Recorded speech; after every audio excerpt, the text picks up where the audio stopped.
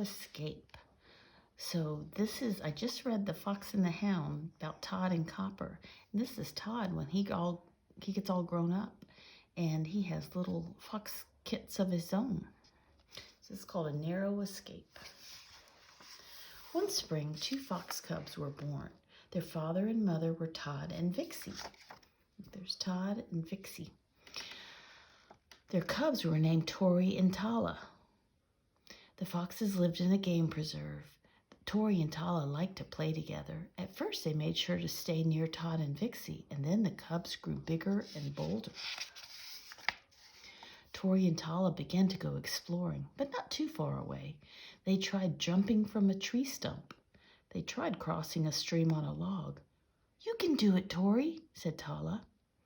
They tried to slide down a steep bank, but the cubs didn't want to explore a dark cave. They were not that brave. One day the cubs found a large log. It was hollow inside. "I dare you to run through it," Tala said to her brother. Tori stepped inside the log. It was very dark in there. An angry badger lived in the log. He growled and hissed at Tori. Tori ran outside as fast as he could. Todd and Vixie heard the noise. They ran over to see what had happened.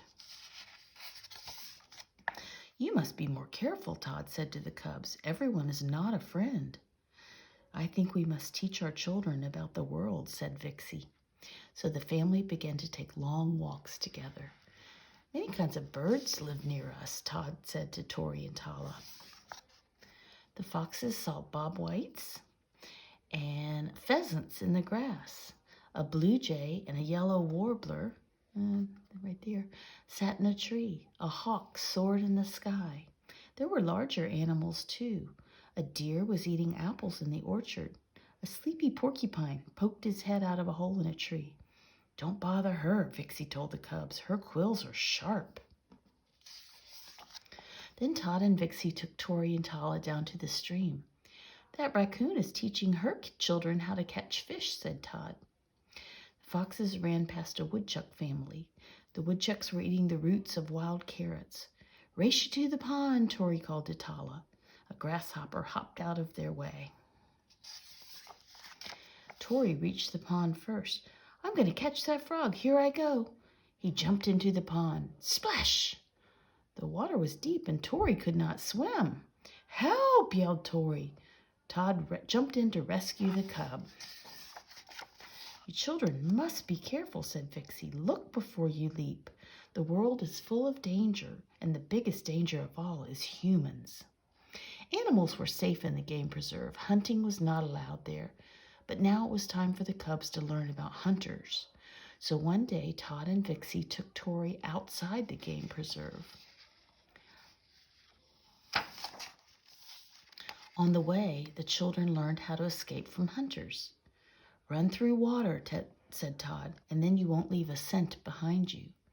They learned how to run on walls and fences. But run through the grass if a hunter is close by. Then the hunter won't see you. Todd led his family to a farm. It belonged to Mrs. Tweed. "Most people hurt foxes," said Todd, "but this lady is good. She saved me from a hunter a long time ago."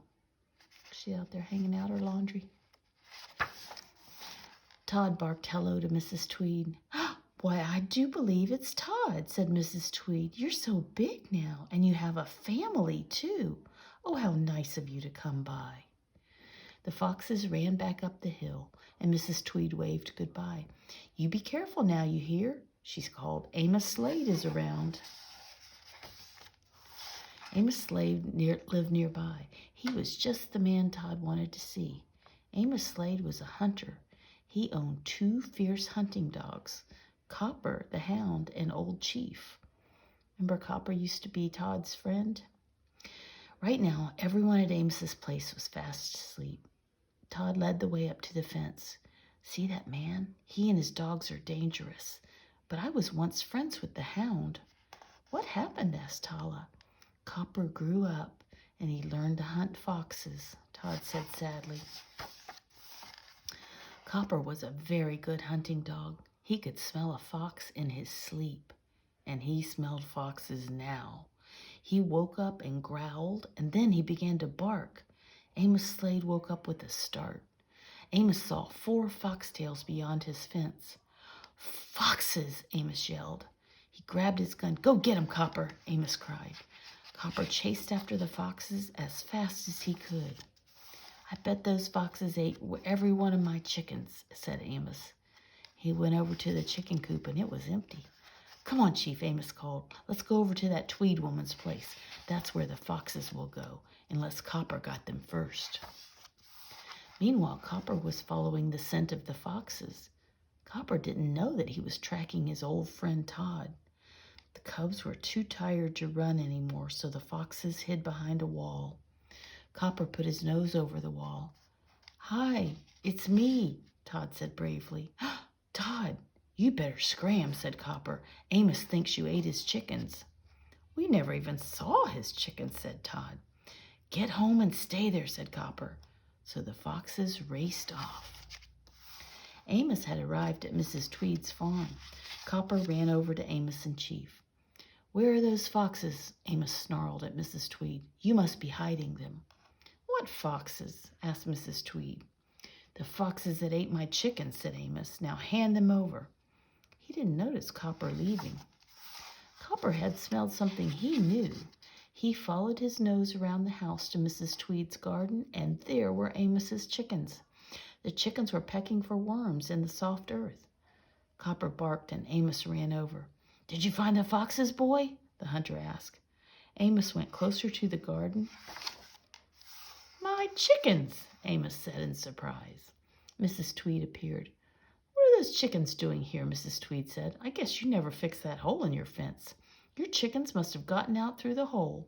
You should be ashamed of yourself, Amos," said Mrs. Tweed. "Don't blame other people for your mistakes." "Well, let me get my car. I'll move the chickens out of your way," Amos said. Amos headed for home, and the Fox family headed for the game preserve, but they were careful not to leave tracks. Amos's dogs still might come after them.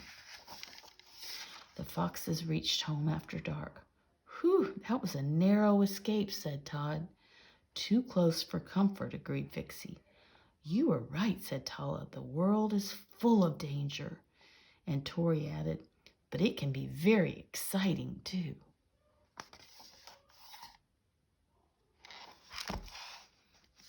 A narrow escape.